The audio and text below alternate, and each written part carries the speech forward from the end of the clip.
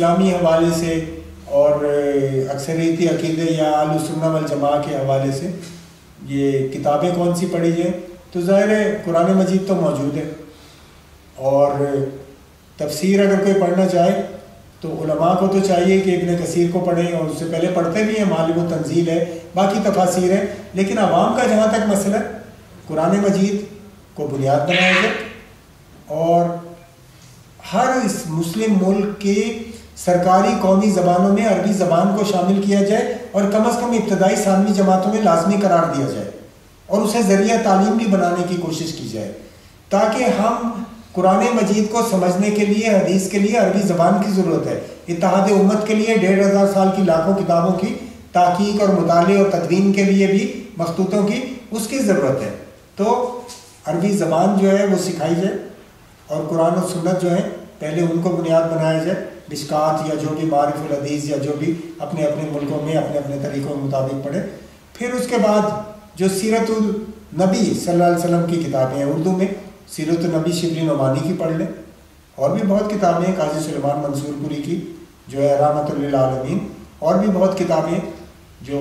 مودودی صاحب نے سیرت سرور عالم لکھی، اور بھی بہت سارے ہمارے اکابر نے کتابیں لکھی ہیں، اور بہت بڑا سرمایہ اردو میں موجود ہے، عربی میں بھی موجود ہے۔ تو سیرت، اور اس کے بعد سیرت الصحابہ، خلفائے راشدین پر کتابیں، اگر آپ اردو میں پڑھنا چاہیں کوئی تو محمد حسین ہیکل کی کتابوں کا ابو بکر ثانی اثنین اور عمر فاروق ترجمہ موجود ہے، عباس عقاد کی بعض کتابوں کا بھی عبقریات جو ہے ترجمہ موجود ہے۔ لیکن اگر آپ ابو بکر صدیق کی سیرت مختصر کتاب ہے مولانا سعید احمد اکبر آبادی کی، اور شبلی نعمانی کی الفاروق جس کا انگریزی ترجمہ عمر دا گریٹ، اور اس کے بعد سعید احمد اکبر آبادی ہی کی سیرت عثمان ذو النورین، مختصر کتاب ہے لیکن بہت اچھی کتاب ہے۔ اور اس کے علاوہ بھی بہت کتابیں لکھی گئی ہیں، سیرت علی مرتضیٰ مولانا محمد نافع، سیرت امیر معاویہ 2 جلدوں میں مولانا محمد نافع، اور بھی بہت ساری کتابیں، اور رحماء و بینہم حصہ صدیقی، فاروقی، عثمانی، اور مسئلہ عقبہ نوازی، تو عربی میں بھی اس کی تلخیص آ گئی ہے۔ علماء کو تو ضرور پڑھنا چاہیے، اور پڑھے لکھے لوگوں کو بھی یہ کتابیں جو ہے وہ پڑھنا چاہیے اپنے اپنے ذوق اور اپنی اپنی ضرورت کے مطابق۔ اور پھر انہوں نے لکھا حضرت ابو سفیان اور ان کی اہلیہ، اور سیرت حسنین کریمین، اور اس طرح کی جو کتابیں ہیں اب بہت مل جاتی ہیں، تو ان سے استفادہ کرنا چاہیے۔ اور فقہی مسائل کے حوالے سے بھی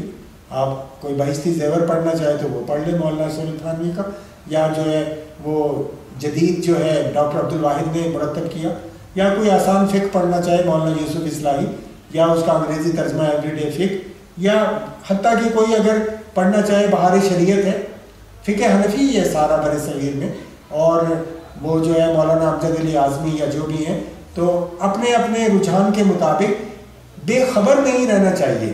فقہی مسائل میں بھی کوئی نہ کوئی کتاب ہر سنی العقیدہ مسلمان کے گھر میں اس کے مسلک کے مطابق ہونی چاہیے، اور آسان فقہ میں حاشیے میں اہل حدیث کا مسلک بھی دیا گیا ہے۔ آج ہمارے گھروں میں حدیث کی کتاب نہیں ہے، ہمارے گھروں میں فقہ کی کتاب نہیں ہے، اور مساجد میں بھی ائمہ جو ہے وہ بہت سارے ان چیزوں سے واقف نہیں ہیں، عربی زبان میں پڑھ نہیں سکتے، تو ان کتابوں کو یعنی قرآن مجید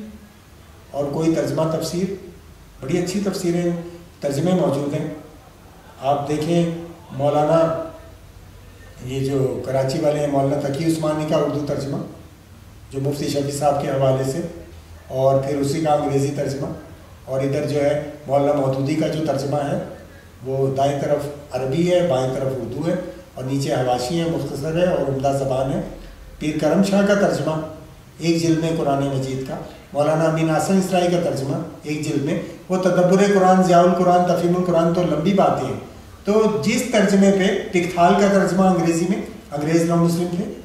ازہر میں بیٹھ کے کیا، عبداللہ یوسف علی کا ترجمہ، علامہ اسد کا ترجمہ، تو اپنے اپنے ذوق اور رجحان کے مطابق جو ہے جس چیز سے استفادہ کرنا ہے عربی سیکھیں، اور ترجمہ قرآن جو ہے وہ نہیں بلکہ براہ راست سمجھیں، اور جب تک وہ نہیں ہے تو پھر کوئی اردو انگریزی ترجمہ سامنے رکھ لیں۔ اور اسی طرح فقہ کی کتاب، سیرت کی کتاب، اور یہ جو کتابیں باقی ہیں، اب اگر ہم لمبی بات کریں گے تو وہ بہت آگے جائے گی۔ سیر الصحابہ شاہ معین الدین ندوی،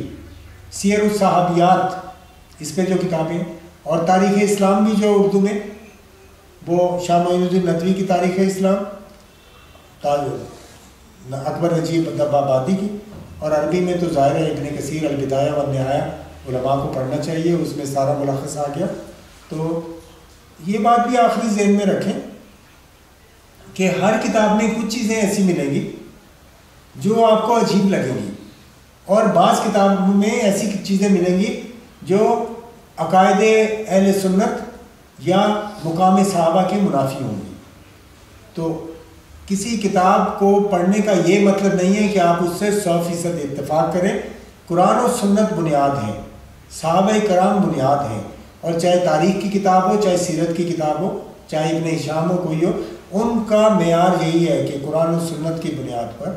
اور صحابہ کرام کے مقام کو ملحوظ رکھتے ہوئے ہم ان کتابوں سے استفادہ کریں، اور جو بات غلط نظر آئے اس کے حواشی اور اس کی بھی تعلیم و تربیت میں ہمیں اس کا جواب جو ہے وہ دینا چاہیے، اور وہ موجود ہے ہر جگہ۔ تو کتابوں کی فہرست تو طویل ہے، مختصر وقت میں اتنی بات ہی کہی جا سکتی ہے۔ میری رائے یہ ہے، اور میرے جیسے بہت سو کی، کہ اگر قرآن مجید کے ترجمے کے ساتھ ایک عربی زبان سکھانے کی کوئی مختصر کتاب، اور علماء اور عوام اگر عربی کا معلم مولانا عبدالستار خان 4 جز میں وہی پڑھ لیں، یہ جو عرب سے کتابیں آ رہی ہیں نا بڑی بڑی عربی سکھانے کی، یہ تو وہ پڑھے گا نا کہ جو عربی جانتا ہوگا۔ تو عربی کا معلم میری رائے میں دارالاشاعت کراچی کا چھپا ہوا اور اب جدید بہترین کتاب ہے۔ باقی چھوٹی چھوٹی کتابیں تو ہر کوئی لکھ رہے ہیں، میں نے بھی اس کا خلاصہ کر کے مختصر القواعد العربیہ 96 صفحے میں گرامر اور 24 صفحے میں یہ عربی اردو بول چال، اور نیٹ پہ بھی 2010 میں رکھ دی تھی، اور بے شمار کتابیں ہیں۔ اسی میری کتاب میں بھی بہت سی کتابوں کا حوالہ ہے، دروس بھی ہے، العربیۃ للناشئین بھی ہے، لیکن عربی کا معلم ایک بنیادی کتاب ہے۔ ہفتہ وار مسجدوں میں درس ہو اور طلباء کو ایک ہفتے میں ایک دن عربی سکھائی جائے، اور پھر قرآن مجید اور حدیث میں میری رائے ہے کہ پاکستانیوں کو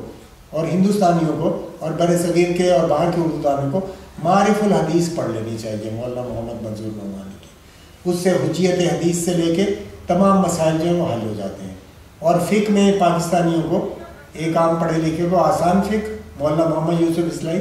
جن کا ہندوستان کی جماعت اسلامی سے تعلق ہے، لیکن مسائل وہی ہیں فقہ حنفی کے، اور حاشیے میں اہل حدیث کا جہاں اختلاف ہے اور وہ بھی سنت سے ثابت ہے۔ اور انگریزی میں پڑھنا ہو تو ایوری ڈے فقہ، اور جہاں تک مجھے یاد پڑتا ہے معارف الحدیث کا بھی شاید ترجمہ انگریزی ہو چکا ہے جی۔ تو معارف الحدیث اور آسان فقہ ہر پاکستانی کو، ایک تعلیم یافتہ کو پڑھ لینا چاہیے، اور علماء یا متبادل کتاب، اور علماء جو ہے وہ تو خیر، اور عربی زبان سیکھنا بہت ضروری ہے، اس کے بغیر ہماری جہالت دور نہیں ہو سکتی، میری تو یہی رائے ہے۔ ایمان کی کرن، ہدایت کی شمع، رسالہ